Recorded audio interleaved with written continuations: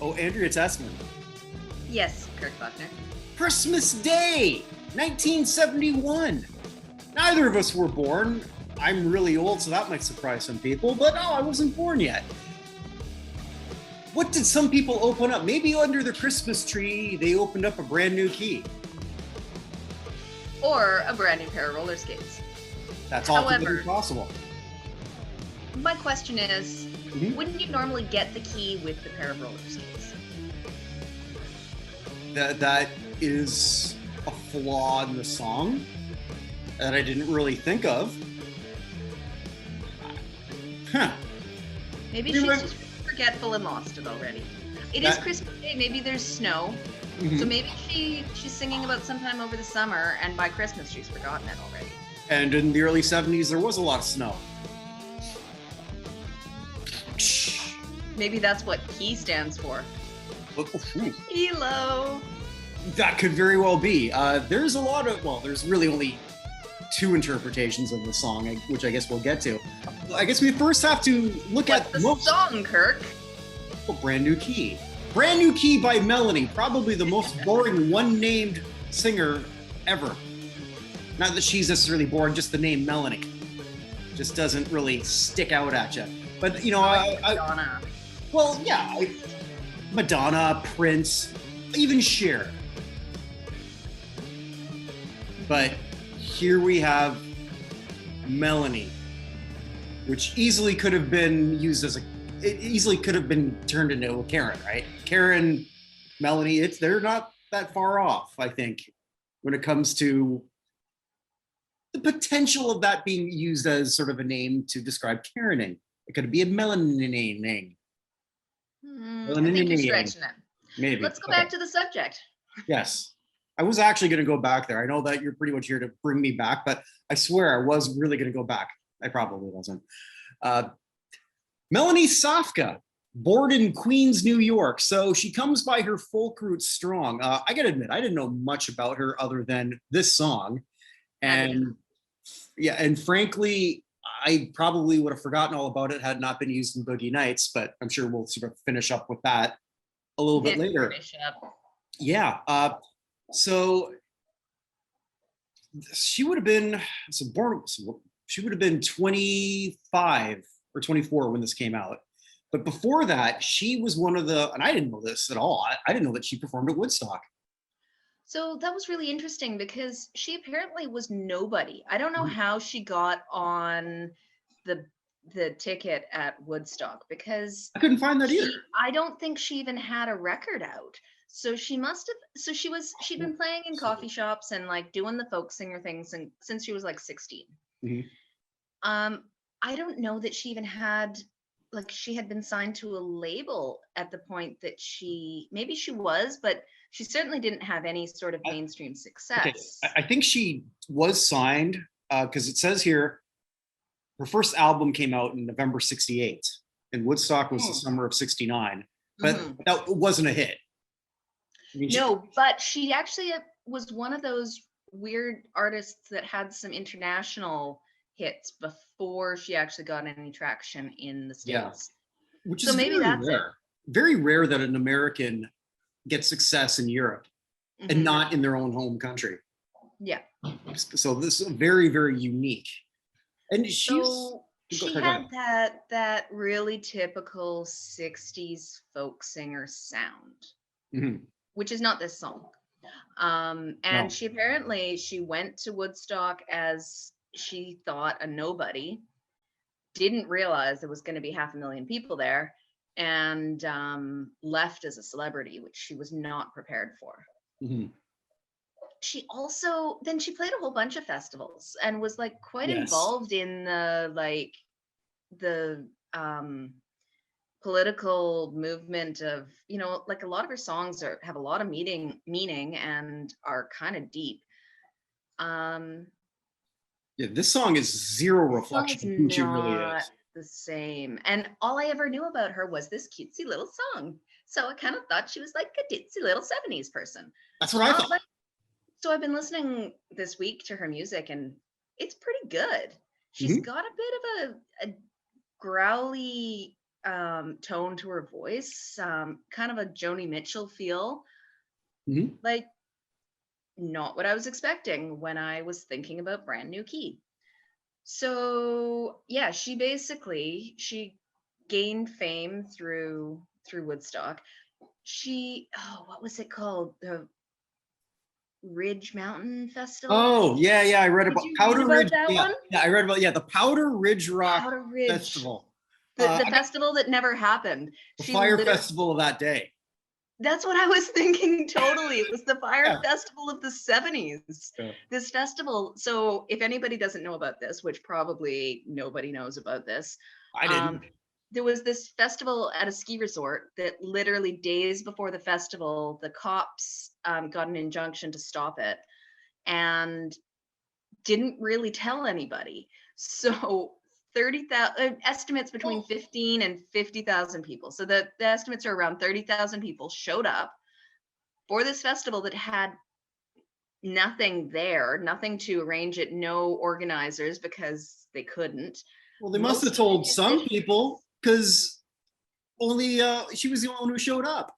Well, a couple of bands showed up. A couple of them snuck through. Most of the musicians were turned away by the cops, had their instruments confiscated.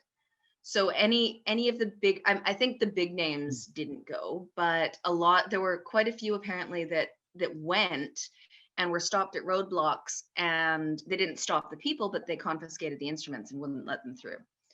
So there were a couple of bands that snuck in through the woods with their instruments at night. Did you see the lineup though? Yeah, it was wild. So just some of them. This was a 3-day festival. Just to put this in perspective, how big this was or would have been. Headlining day one would have been Eric Burdon and War. And that was sort of like right, I guess, off the heels of Spill the Wine. And Eric Burdon was the leader of the Animals. Sly and the Family Stone, Fleetwood Mac, but that was before they were really Fleetwood Mac. Mountain, James Taylor, but I think before he was really anybody. When did he really hit it big? After this, I would think.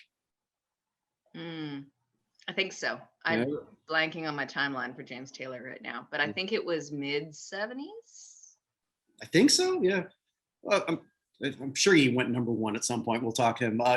Day two, Joe Cocker, the Allman Brothers, Little Richard, Jethro Tull. Damn. And then day three, Janis Joplin, Chuck Berry, Grand Funk. I hate Grand Funk. That's such a stupid name for a band. You're not funky and you're not a railroad. Suck. 10 years after. This is one hell of a lineup. So I think they were expecting originally 30,000. Half the people did show up because there were apparently signs that they put up like oh yeah, and they, as I said, they had roadblocks and they were trying to stop people, but I think that the 70s festival goers didn't really give a fuck about whether they were supposed to go somewhere or not. They just did. That, and as I've always said, hippies are stupid. So this festival, and we're totally off track, but this is great. This festival was completely unorganized. It wasn't like the Woodstock of people like free love and happiness. It was apparently like just a massive acid trip. There were barrels of water that people just dumped random drugs into, and then people would just scoop this water and drink it and get high on like who knows what. There was a festival doctor that was there that said he saw more people on bad acid trips than he'd ever experienced at any festival. And people were just, because there wasn't really any music, people were just stumbling around high as fuck. And that was like all that happened, except there were a couple of musicians that managed to get in, and Melanie was one of them, and she played at Powered by Frosty Trucks. Yeah, something like that. I don't even understand. I still can't even visualize what exactly. Well, because they wouldn't have had any generators or anything. Yeah. So they probably were able to get a couple of food trucks in, and they probably were able to power some amps through the trucks. That's the only thing I can think of that would make sense for this. And she's really establishing herself as almost like one of those musicians you want at a festival. Apparently, like at the Glastonbury that year, she killed it. And I gotta find more stuff of her in concert because I've seen her like on TV performances, and frankly, I just don't see her having that much of a presence. But in a concert setting, I'm assuming it's much different. I haven't seen that archive footage of her at Woodstock. I know it's out there, but yeah, she made the rounds of the festivals, and yeah. she was kind of that counterculture. You know, there weren't a lot of females out there doing that, so maybe that made an extra impact. But for someone that now, I mean, 50 years later, we know for one cutesy little song, I think she had a lot more impact than most of us remember. And maybe most of the people who were doing the festival scene too, because they were high on acid. There's that. Yeah, so around this time, she had this incredible song that went number 6, Lay Down, Candles in the Rain, which was inspired by Woodstock. Yeah. I don't know if you saw, I should have sent this to you. This was actually covered by Meredith Brooks and Queen Latifah. Oh, I could totally picture Meredith Brooks singing Queen Latifah. Yeah, because Meredith, she had Queen Latifah do sort of like the rap bridge, the unnecessary rap bridge. You ever notice too, I'm going to go on a tangent, you're going to have to pull me back here. Queen Latifah can't dance, but no, she gets a pass for everything. She just dances the same way and everything. That's true. For those listening, I know that was really bad, and for those watching, it was even worse, and I really didn't nail it at all. But she just sort of seems to sort of like waddle there. I just wanted to point that out, but no one seems to point that out. So the best cover-ish that I saw of this song was the Wurtzels. Okay. I Got a Brand New Combine Harvester. Did you see this? Oh. So this song, so the Wurtzels are kind of a comedy British band, and they did a cover of this song called I've Got a Brand New Combine Harvester, I'll Give You the Key. And basically, you know, talking about this beautiful woman and, you know, how they want her property so they can harvest all of the wheat. Okay. And it made it to number 1 in the UK for 2 fucking weeks. When was this? Oh, I gotta find this after. I have to look this up. It's the Wurtzels Combine Harvester. I can't find the date of it though. It's a few years later, but so this happened in the 70s. I think so, maybe the 80s. I drove my tractor through your haystack last night. I threw my pitchfork at your dog to keep it quiet. Now something's telling me that you've avoided me. Come on now, darling, you got something I need. Because I've got a brand new combine harvester and I'll give you the key. Come on now, let's get together in perfect harmony. Oh, I've got 20 acres and you've got 43. Now I've got a brand new combine harvester. I'll give you the key. Made it to number 1. Awesome. Yeah. As did Brand New Key, which I guess we should get to. The main attraction here. So yeah, this is a cutesy song. Again, sounds nothing like her. This is one of these many times where a hit kind of derails somebody at the same time as it makes them, I think. Although Melanie seems like the type of person who just didn't give a shit one way or the other.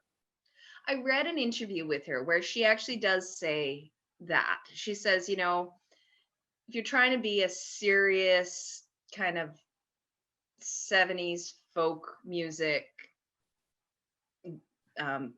songstress, a cutesy little song like this, combined with her kind of cherubish look and the fact that she smiled in pictures, kind of didn't get her taken too seriously sometimes. And she said it was a lot of fun to sing when in the middle of singing songs about oppression and human rights, you throw this song in the middle of it to kind of break it up a bit. It was fun. When it became popular and people started expecting her to sing it, it was less fun. But Yeah, I don't know that it did her a whole lot of favors, except for the fact I'm sure it did her bank account a lot of favors. Yeah, I'm sure it did. She wrote it. So that's the best thing is when your biggest hit is something that you wrote. I imagine she kept that. I did read that much like almost every other artist we talk about, there was the usual issues with the record label. More or less saying, produce more. She said, no, not until I have some good stuff. So nothing overly dramatic, but so this song though, she basically self-produced. So this album was the first one she produced with her husband / producer on their own label that they created. So yeah, she was signed with Columbia and with someone else, and then they decided to start their own label to do her own thing. I didn't realize how prolific she was because she's continued to put out music to the past, like recent years even. And she's what, 74 now or something like that? Sounds about right. So yeah, so she had connections and was able to distribute the song a lot, but it still was like, I don't think she had a whole lot of pressure from her record label when it was basically her husband. And so with the song itself, it opens up with that cute little piano intro. And I guess we should get to like the whole double entendre, really, which she says was unintentional. Okay, so the story about the song, she says the background of it is that she had a 27-day fast, water fast, which I believe, I know crazy people now that do extended fasts like that. Apparently you end up in a bit of a euphoric state. So shortly after ending her fast, she went to a flea market at like 5 a.m.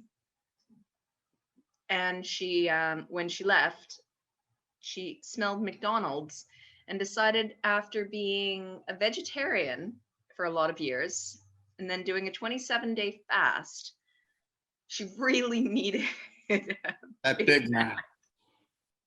She didn't say Big Mac. She just said like the full meal deal of like hamburger, fries, milkshake. Yeah. Like, wow. And so as she finished this McDonald's meal, she basically wrote this song in like 15 minutes.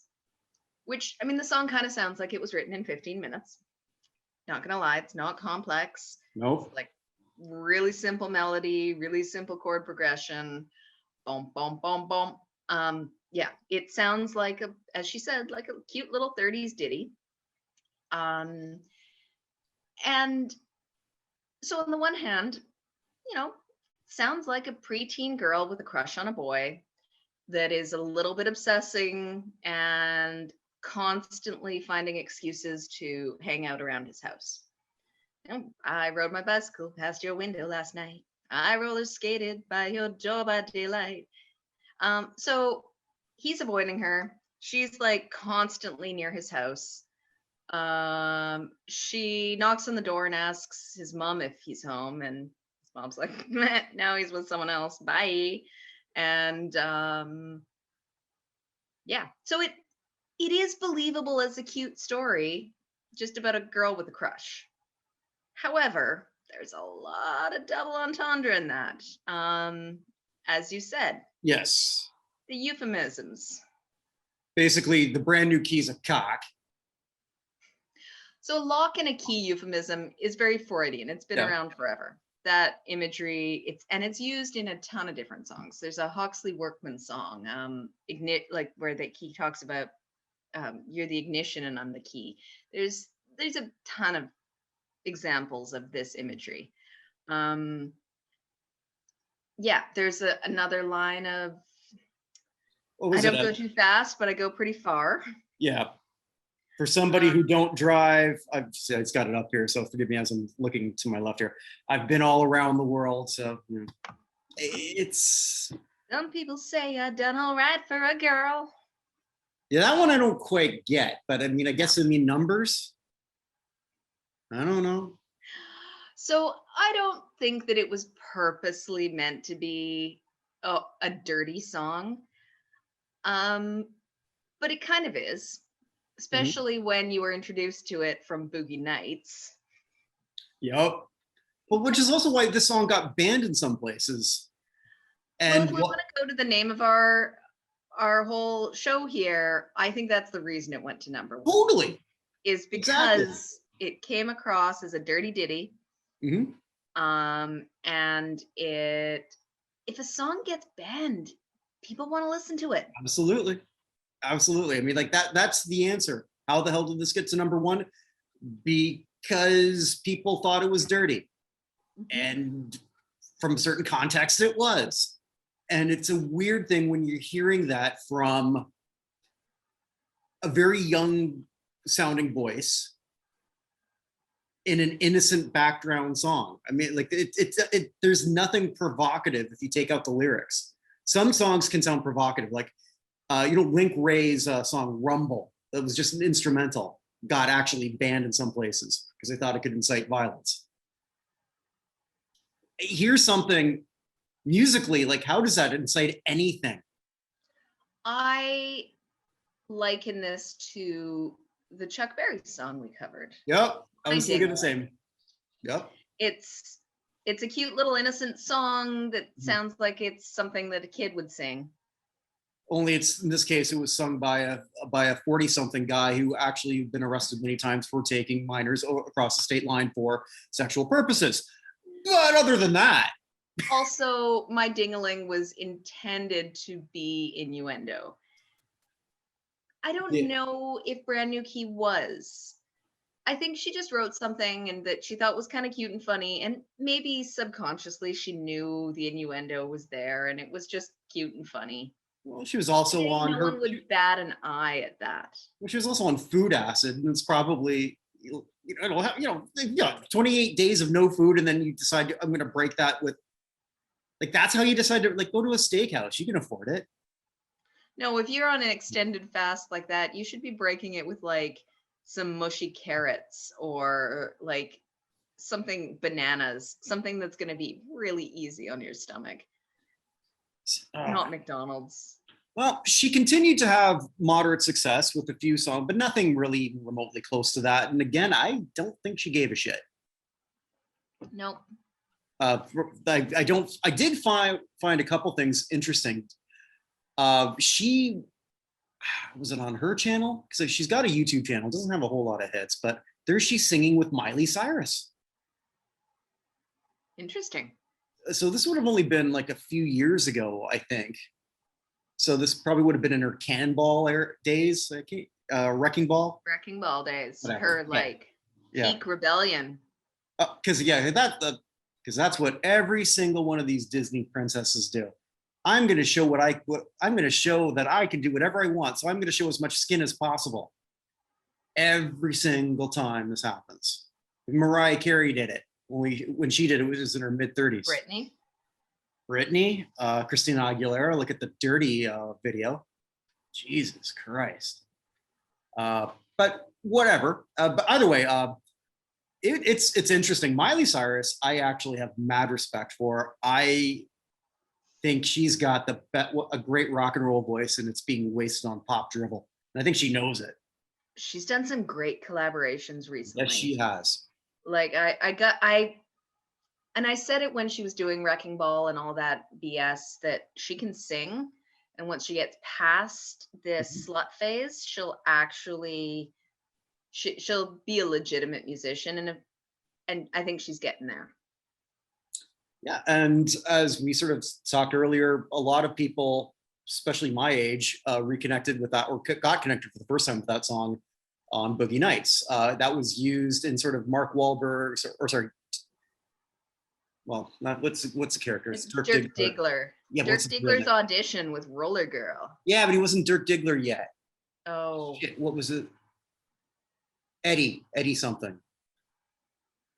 I don't even remember the last one. Doesn't matter. Anyway, yes, during that audition with Heather Graham. And it was just brilliant. Like picking that song, movie genius. It was. So, and Melanie's still with us. I checked out her website. It's not the best website, but it's It's there. So melaniesafka.com. She's got a YouTube channel. Check it out. I enjoyed it.